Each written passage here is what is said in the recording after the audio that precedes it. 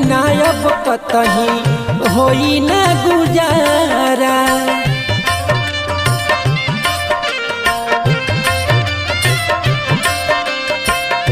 अंत समय में केहू मिली न सहारा, प्रभु के बिना अब कतही होई न गुजारा।